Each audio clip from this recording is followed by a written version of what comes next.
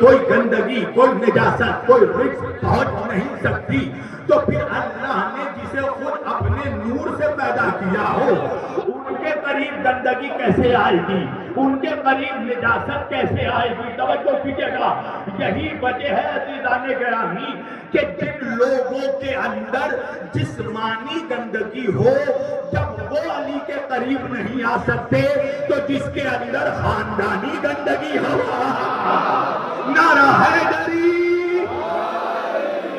بھئی ابھی تو میں نے شروع کیا ہے، تم تھک گئے، ابھی تو ابتدائی عشق خیر ہوتا ہے کیا؟ آگے آگے دیکھیے ہوتا ہے کیا؟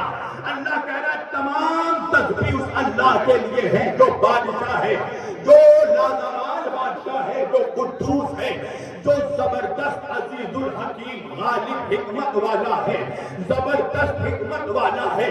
اور کون اللہ؟ هو الذی بعث فی الامیین رسولا، وہی وہ رسول ہے جس نے تم امیین کے درمیان ایک رسول کو بھیجا۔ اب مولوی ترجمہ کرتا ہے کہ امی سے مراد ان پڑھ ہے، تو ترجمہ یہ ہوگا کہ اللہ کہہ رہا ہے کہ ہم نے تم ان پڑھوں کے درمیان ایک رسول کو بھیجا۔ توجہ کیجیے گا کہ اس رسول کا کام کیا ہے؟ یتلو علیہم آیاتہ، وہ تمہیں میری آیتوں کی تلاوت کر کے سناتا ہے۔ وَيُعَلِّمُهُمُ الْكِتَابَ وَالْحِکْمَةَ، وہ تمہیں علم کتاب دیتا ہے، تعلیم کتاب عطا کرتا ہے، اور حکمت کا علم عطا کرتا ہے۔ وَيُزَكِّيهِمْ، تمہارے نفسوں کو پاک کرتا ہے۔ وَيُعَلِّمُهُمُ الْكِتَابَ وَالْحِکْمَةَ، تمہیں تعلیم کتاب اور حکمت کا علم عطا کرتا ہے۔ وَإِنْ كَانُوا مِنْ قَبْلُ لَفِي ضَلَالٍ مُبِينٍ، بے شک اس سے پہلے تم کھلی ہوئی گمراہی میں تھے۔ اب جتنی آسانی سے میں نے ترجمہ سے پڑھا اتنی آسانی سے سن لیا خاص پر والوں نے۔ اب ذرا میں تمہیں اس کا بیک گراؤنڈ سمجھاتا ہوں۔ قرآن کی آیتوں کی تلاوت کرنا ہے میرے رسول کو، علم کتاب دینا ہے میرے رسول کو، حکمت کی تعلیم دینا ہے میرے رسول کو، نفسوں کو پاک کرنا ہے میرے رسول کو، ہدایت کی طرف گمراہوں کو لانا ہے میرے رسول کو۔ کیا ہو گیا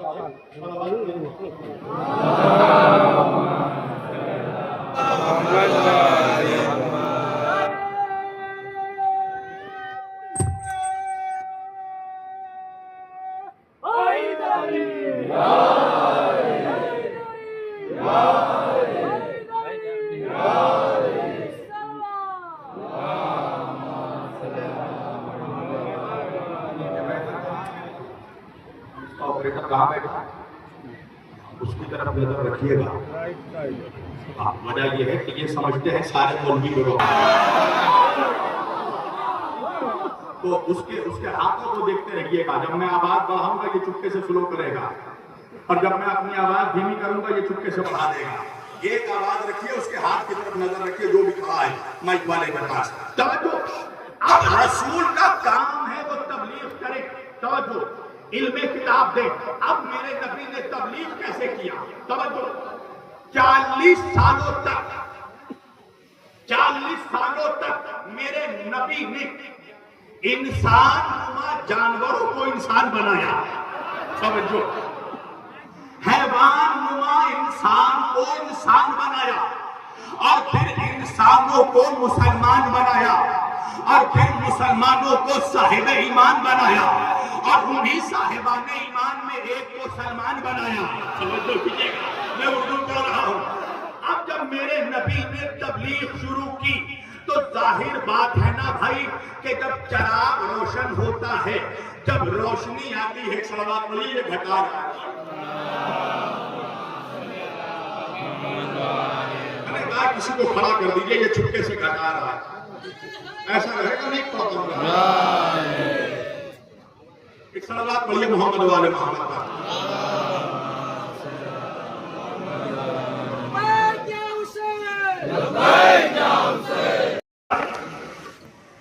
اللہ سے دو بتاتا ہے۔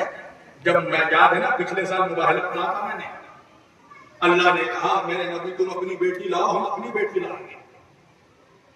تو تو مولوی کہنے لگا وجہ یہ ہے کہ باقی بیٹی پہلے مر چکی تھی. ہائے ہائے ہائے.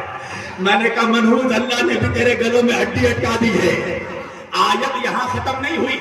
اللہ نے آگے بڑھ کے کہا انفسنا وانفسکم، اے نبی ان سے کہو تم اپنے نفسوں کو لاؤ، ہم اپنے نفسوں کو لائیں گے. تو علی نفس کی جگہ، نبی نفس کی جگہ علی کو لے کر گئے. تو ماننا پڑے گا نا کہ اگر نساء سے مراد بیٹی ہے تو نفس سے مراد داماد ہے. تو جب بیٹیوں کی بات آئی تو فاطمہ کو لے کے چلے. تو مولوی کہنے لگا دوسری بیٹیاں پہلے مر چکی تھی. تو بھائی جب داماد کی بات آئی تو پھر علی کو لے کر کیوں گئے؟ داماد تو زندہ تھے نا.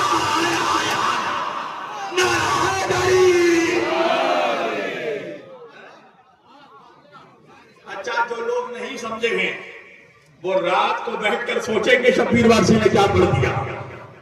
داماد تو زندہ تھے، جن دن کو تم نے بنایا وہ تو موجود تھے، مگر صرف علی کو لے کر نکلے. سمیٹ دی میں نے گفتگو اس لیے کہ نسل رسول علی سے چلنی تھی. جو علی کی اولاد وہی محمد کی اولاد ہے. مسلمانوں تمہیں تو علی کا اس لیے بھی احسان ماننا چاہیے کہ اس نے تمہارے رسول کی نسل بچائی ہے. ارے جو رسول کی نسلوں کو بچا سکتا ہے وہ ہم غلاموں کو نہیں بچا سکتا.